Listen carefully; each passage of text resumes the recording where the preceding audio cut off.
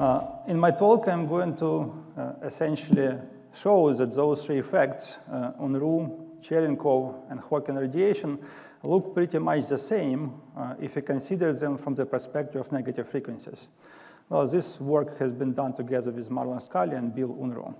So to understand this negative frequency concept, we need to understand interaction between atoms and the field, first of all. I will discuss very simple example. So imagine we have two-level atom with transition frequency omega A. And this atom is moving along somewhat arbitrary trajectory, which is described by these two functions. T is a function of tau, and Z is a function of tau. So tau is the proper time of the atom. And imagine we have, for simplicity, a single mode field, which is described by this mode function phi. And if we quantize this field, we need to introduce creation and annihilation operator of photons in this particular mode. So when we're talking about interaction between this two-level atom and this single mode field, we usually write this interaction Hamiltonian. So in this Hamiltonian, sigma and sigma dagger are atomic lowering and raising operators, which essentially in the interaction representation oscillate with this atomic transition frequency. And this is the field part. So what is important here is that mode function of the field is taken at the atom's position. This simply means that atom feels the local value of the field, so it's local interaction. So what matters for interaction between atom and the field is just value of the field at the atom's location, which means these local properties of the field determine ability of the atom emit and absorb the photon. Now imagine that along the trajectory of the atom, the mode function of the field, which is in principle could be very complicated function of time and Z and so on. But if along the trajectory of the atom, this mode function harmonically oscillates with the proper time tau, then atom essentially feels that field has frequency. So frequency is well defined, or energy of the field is well defined in this case. And if this frequency nu, which felt by the atom, is positive and exactly equal to the atomic transition frequency, then this term in the interaction Hamiltonian yields excitation of the atom and photon absorption. So if this is the case, we just have this resonant process, and from the perspective of the atom, frequency of the photon is positive. There is nothing special. But now imagine that this frequency nu is negative. Again, nu is not frequency of the mode itself, is the frequency felt by the atom. So if this frequency is negative and equal to minus atomic transition frequency, then this counter-rotated term in the interaction Hamiltonian will yield resonant excitation of the ground state atom with photon emission, because there is a dagger here. And during this process, total energy is perfectly conserved simply because from the perspective of the atom, this photon has negative energy or negative frequency. And it turns out this understanding of what is going on can explain many physical processes. And let me consider several examples. The first example is Cherenkov effect. So imagine I have two-level atom moving with constant velocity v through the medium, and medium has refractive index n. In this case, atom's trajectory is very simple, where tau is a proper time of the atom. And for this particular problem, it is convenient to choose the mode functions to quantize the field as plane waves. So this is plane wave for photons in the medium, n is the refractive index here. So if I want to understand how the atom interacts with these photons, I simply need to evaluate mode function as a position of the atom. So I plug in the trajectory of the atom here and obtain that in the reference frame of the moving atom, the mode function harmonically oscillates with proper time of the atom, and this frequency nu over here is simply Doppler shifted frequency of the photon in the frame of the atom. And what is important, you can see from the structure of this equation that if velocity of the atom greater than speed of light in the medium, then this frequency can become negative. Namely, photons propagating inside the Cherenkov cone from the perspective of the atom have negative frequencies, and photons propagating outside of the Cherenkov cone have positive frequencies. which means the following. If we have initially ground state atom, which moves through this medium with velocity greater than speed of light in the medium, then this atom can become excited by emitting this negative frequency photon inside the Cherenkov cone. And this is, of course, known as Cherenkov effect. However, if you look at this effect from the perspective of the negative frequency, you immediately can understand many more effects. For example, imagine you have the same atom moving with velocity greater than speed of light in the medium, and you send a photon into this atom, which propagates inside the Cherenkov cone. Since, from the perspective of the atom, this photon has negative frequency, then this photon cannot excite the atom. So atom, essentially, you can say that medium becomes transparent for photons propagating inside the Cherenkov cone. Another example, let me assume that there are many atoms, atomic ensemble, and each of the atoms move with the same velocity v in the same direction. And this velocity v is greater than speed of light in the medium. And then, of course, each atom can emit Cherenkov photon inside the Cherenkov cone. But from the perspective of every atom, photon which is emitted by another atom will have negative frequency, which means if all this atom initially in the ground state, then they cannot absorb those photons emitted by other atoms. You can see that this motion of the medium made medium essentially transparent for those Cherenkov photons. And this medium acts like an inverted medium for the laser. So essentially what you will see, if you let the system to evolve, you start from all atoms in the ground state, they're simply moving through the medium. Then the system will start to generate light of Cherenkov photons exactly the same way as in the case of the laser. But for the case of the laser, you need to have inversion, population inversion. But here, all atoms are in the ground state. Now, let me make problem a little bit different. Let me consider Minkowski vacuum, so no medium anymore, but Minkowski vacuum. And assume that atom is uniformly accelerated through this Minkowski vacuum. So trajectory of the atom is given by these expressions. So tau here is a proper time of the atom, and a is a proper acceleration of the atom, or acceleration in the reference frame of the atom. If you want to understand how this atom interacts with light, the best way to do it for this particular problem is to choose so-called Unruh-Minkowski modes to quantize the field. So these Unruh-Minkowski modes have the following properties. First of all, there are two sets of them if you assume that this parameter capital omega is positive. So capital omega is simply a parameter which characterizes these mode functions. So those two modes, f1 and f2, they differ by changing this parameter omega to minus capital omega. So what is important about those Unruh-Minkowski modes? First of all, they form complete set, and all of them have positive norm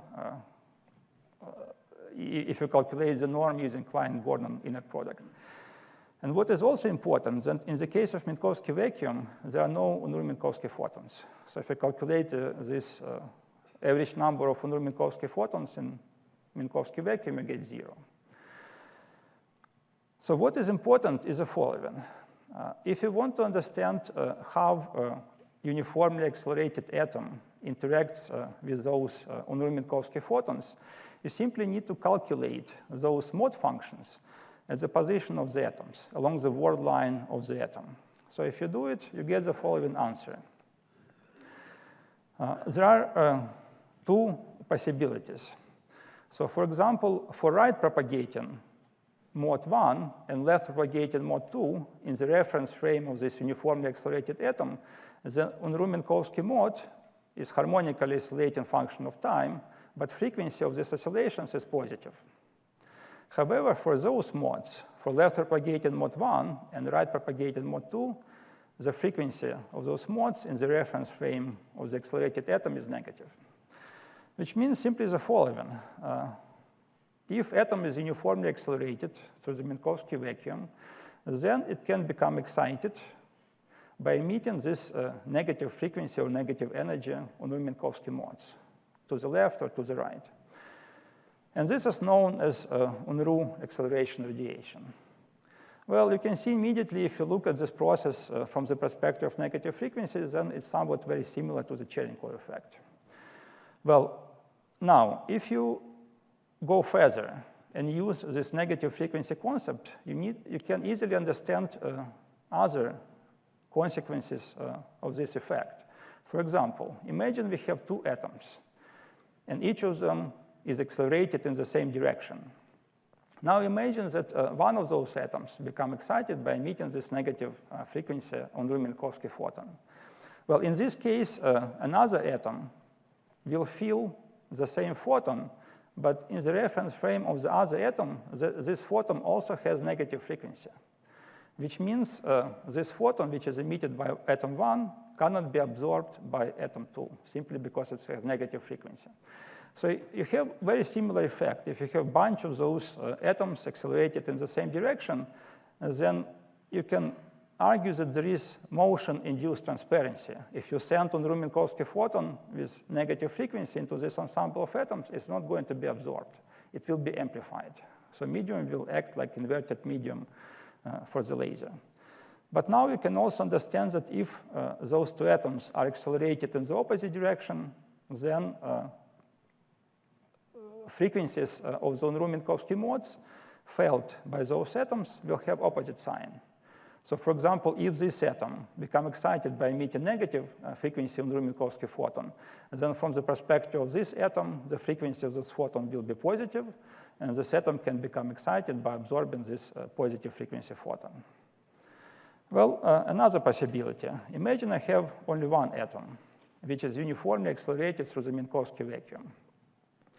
And as you understand already, that this atom can become excited by emitting this negative frequency Unruh-Minkowski photon.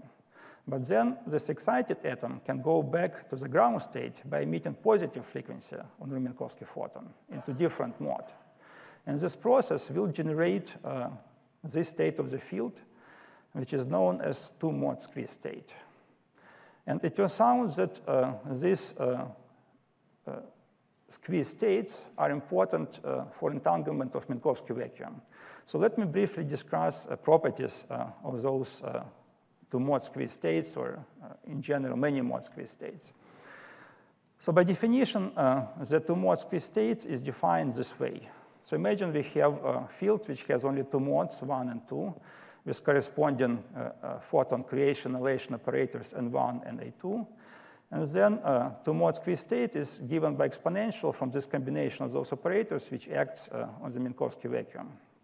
Now, what is important about this state? So if tracing over one of the modes leaves another mode in the thermal state.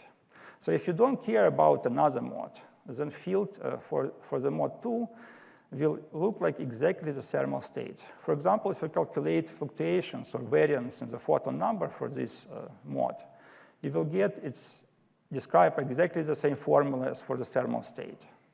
So independently, those two modes fluctuate as for the thermal state. However, this two-mode squeeze state has photon number correlations. Namely, if you consider the difference between number of photons in the mode 1 and number of photons in the mode 2, then this difference doesn't fluctuate. So variance is equal to 0. So photon numbers in those modes are correlated, which means if there are n photons in the mode 1, then with unit probability, it will be n photons in the mode 2.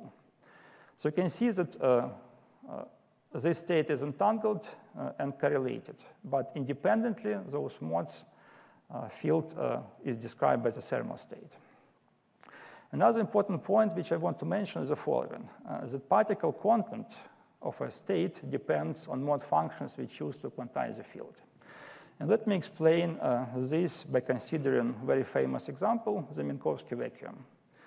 So if you choose plane wave modes or Unruh-Minkowski modes to quantize the field, then from the perspective of those photons, plane wave photons or Unruh-Minkowski photons, the Minkowski vacuum is empty. There are no particles present in the Minkowski vacuum. So vacuum looks trivial.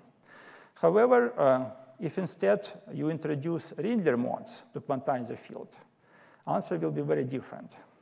So essentially, there are two types of Rindler modes, which are non-zero in the opposite half planes of this line, z is equal to plus minus ct. So here, A is a parameter which has dimension of acceleration, and nu has dimension of frequency. So if you quantize the field in terms of Rindler modes and calculate the average photon number of Rindler photons in the Minkowski vacuum, you get non-zero. So answer is given by the Planck factor, in which Tu is so-called Unruh temperature, which is proportional to this parameter A.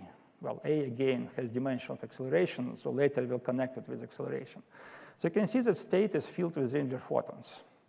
And of course, if you trace out one of those modes, then for the second mode, the state of the field will look exactly like thermal state with this temperature.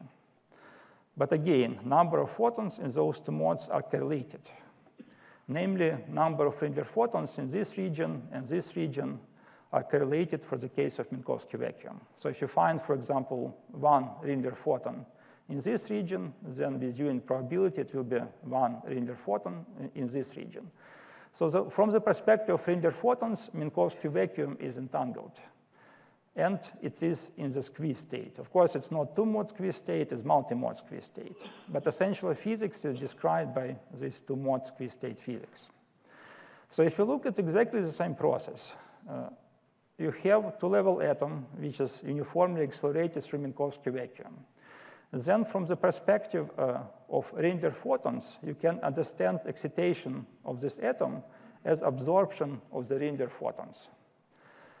Well, you simply see that since Minkowski vacuum is filled with Rindler photons, then the ground state atom can become excited by absorbing this Rindler photon, which is exactly the same effect, but interpretation of this effect is somewhat different if you use different basis set to quantize the field.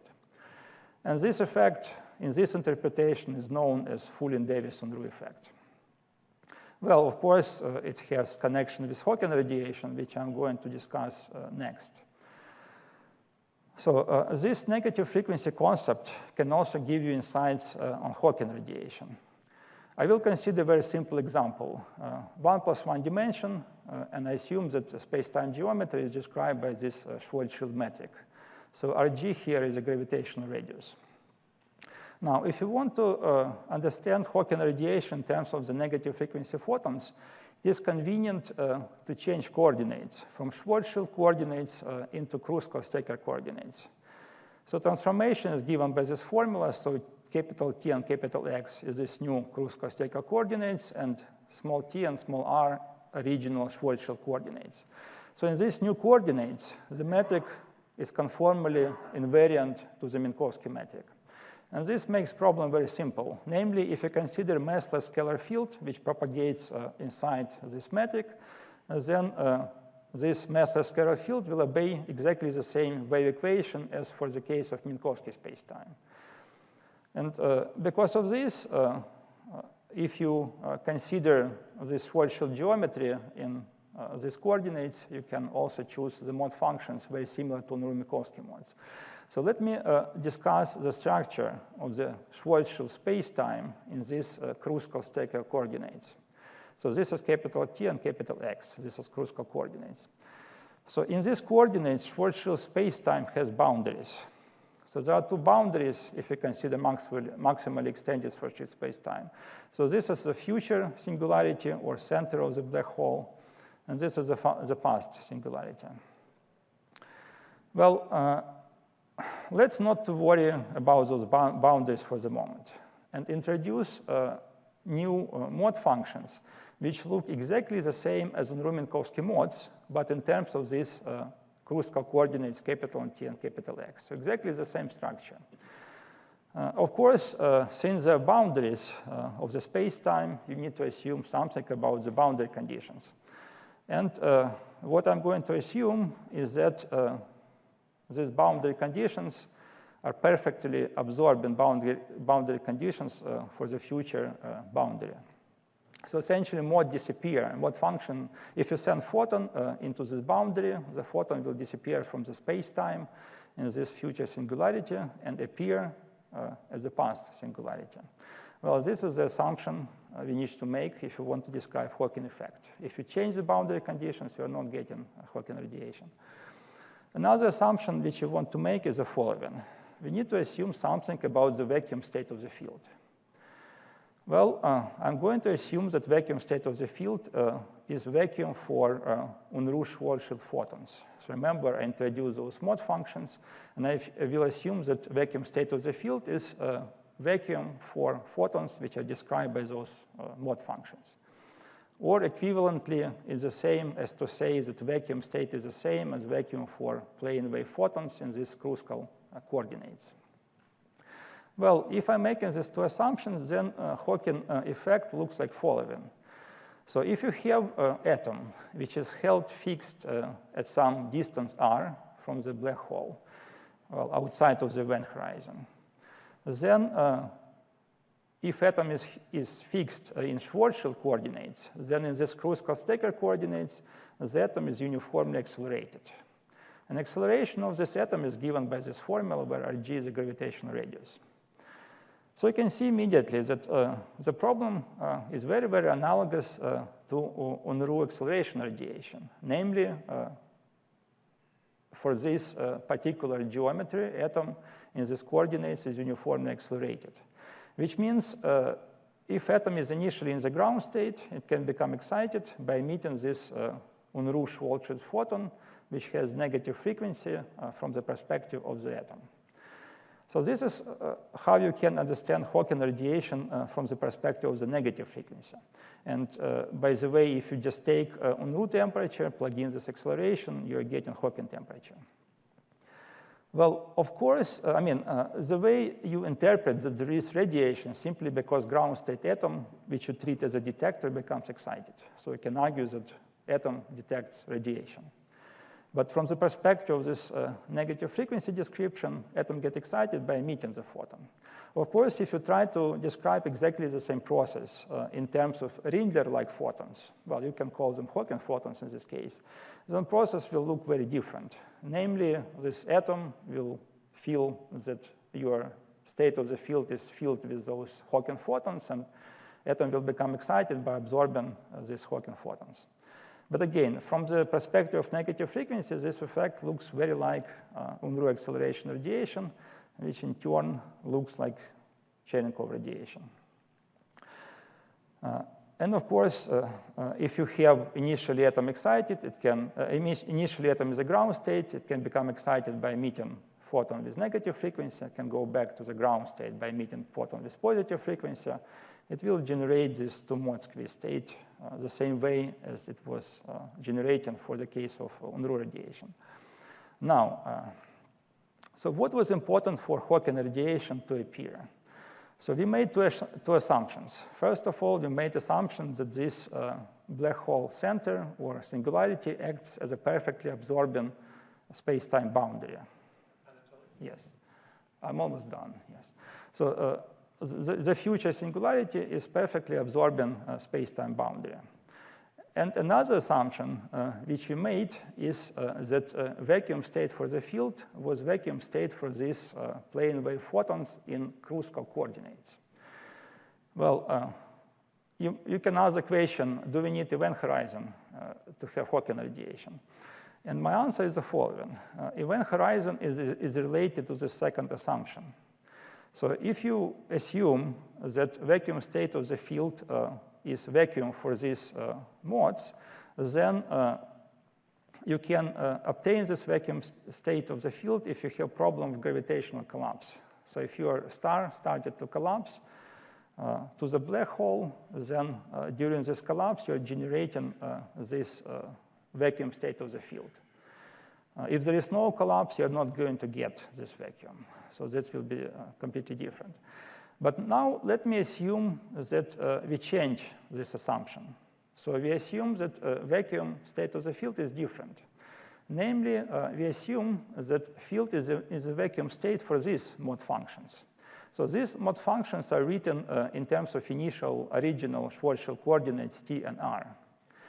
So if we have state of the field which is vacuum state for these photons, it's known as Boulware vacuum. Now imagine that you have atom which is held fixed above the black hole. So if you want to figure out how this atom interacts with those modes, you simply consider the mode function in the position of the atom at fixed r. Then this mode function will simply oscillate with time with some positive frequency nu, which means atom held fixed above the black hole at constant distance will not become excited because those mode functions, all of them have positive frequencies from the perspective of the atom.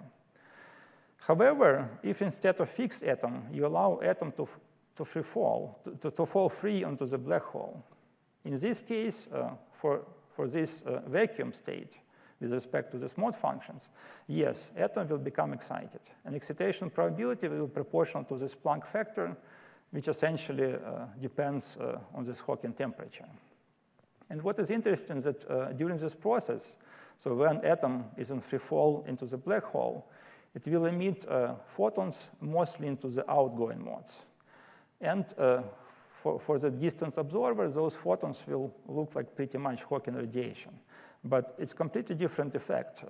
We started from completely different vacuum state and completely different motion of the atom. And it turns out that this problem is very much analogous to excitation of fixed atom by accelerated mirror in the Minkowski spacetime. So imagine we simply have Minkowski spacetime. We have fixed atom and mirror is accelerated. If this is happening, then atom can become excited, and excitation probability will also be proportional to similar Planck factor, but now instead of Hawking temperature, we'll have Unruh temperature here. But process looks like exactly the same like this. And the reason why this problem is analogous to this problem is the following. If you consider atom is a free fall, so if atom is in the free fall, then for acceleration of the atom is equal to 0. So atom essentially not accelerated. So if you want to make analogy with what's happening in Minkowski spacetime, then this corresponds to the fixed atom. So there is no acceleration of the atom. But field modes itself, you can argue if you want to create this particular vacuum state of the field, you need to have this accelerated mirror. So there is analogy between this effect and this effect. So so let me summarize this. So you can look at different problems like Cherenkov effect, Unruh radiation, Hawking radiation. And there are others, problems, which you can look from the perspective of negative frequencies. And this perspective essentially unifies those effects. You can see that they look very, very similar or almost have the same physics. You can predict different properties of those systems and so on. Of course, if you try to explain those effects from other perspectives, they would look very different. Anyway, if you're interested in more details, here's a list of papers which we published on the subject, and thank you for your attention.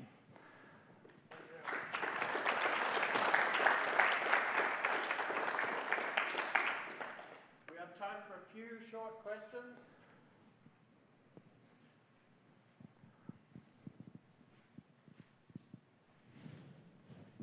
Yeah, in the Schwarzschild case, I didn't understand why or even how you impose boundary conditions on the future singularity. I mean, that, I don't know how to Frankly apply speaking, boundary yeah, conditions. I understand. Frankly speaking, I also don't understand this. I would be happy not to impose this because let me just go back to this problem again. So what does it mean? You impose this boundary condition that this is perfectly absorbing boundary. It means that field simply disappears from the space-time. So if you want to change the boundary condition, for example, assume that field doesn't disappear or field remains finite as a space-time boundary, then what will happen? That field will be reflected back in time. Which means there is no information loss paradox, but there is no Hawking radiation as well. I'm just saying if you want to get Hawking radiation, you need to impose this very strange boundary condition, which essentially everyone who do black hole physics imposes this. I don't like this boundary condition, but this is the way it is. But I mean, if you've specified the state at an earlier time, then you you don't have any freedom to impose, I mean, you'd have to impose conditions on the state in the left wedge as well, so maybe that is what you're concerned with, but.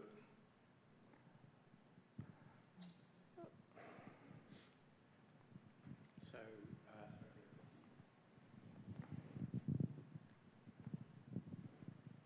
Yeah, just to follow up what Bob just said, I think there are two arguments that you can get Hawking radiation independent of, well, without imposing that boundary condition.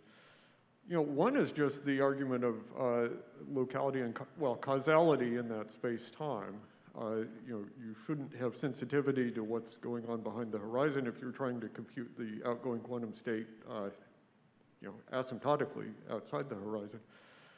But one way of seeing this quite explicitly is you could take a family of slices through that space-time, time slices, which we evolve forward in time, but never hit the singularity. And if you start with a state on those slices on, say, the first slice, which looks very much like the vacuum at the horizon, and just evolve forward, then you get outgoing Hawking radiation. And since those slices never hit the singularity, in that description, you're not sensitive to that boundary condition. And that can be done quite explicitly. Well, I mean, yes and no. Of course, I agree. If you can do it this way, that's fine. But still, the problem of boundary conditions should be answered.